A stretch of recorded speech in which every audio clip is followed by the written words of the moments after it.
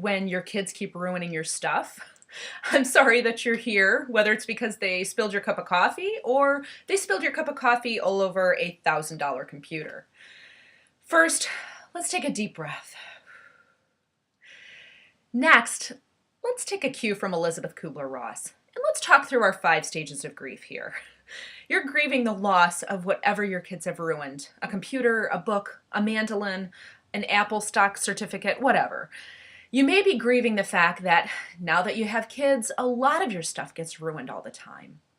Regardless, the fact that you're here means that you're past denial and you've moved into anger.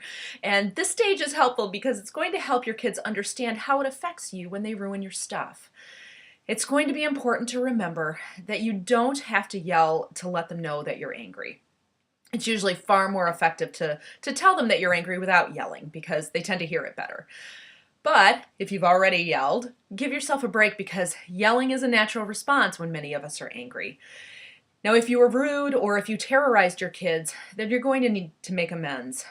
You're going to need to apologize or do something to try and make things better with them. But the third step of grief is bargaining. And when your kids have ruined something important to you, this usually looks more like, I'm never going to let them in the house ever again, or I'm never going to let you touch anything of mine ever, ever, not even when you're 58 years old, rather than bargaining with God on restoring whatever was ruined. But you can see how this moves you into the next stage, depression, where you feel like you'll never again be able to keep anything but dried up grapes and Legos in the house ever again because you can't really keep them out of the house forever. But I want us to talk about this last step, acceptance. Your kids ruined something important to you. This is true. They may have done it because they meant well, but they're young, or it may be because they were acting foolish and they were behaving malevolently or carelessly. Regardless, we're going to have to look at the facts and figure out how to proceed. You live with people whose actions ruin your things sometimes, or often. How can we help them set up to succeed? Is it possible for them to act like regular people their age and not ruin things in your house? If the answer is no, then you'll have to give some thought on how you can set them up to succeed. Maybe storing things out of their way, even though you feel like you shouldn't have to do that. We have to deal with how they are rather than how we wish they were, or else you're going to be watching this video every day until they're 18.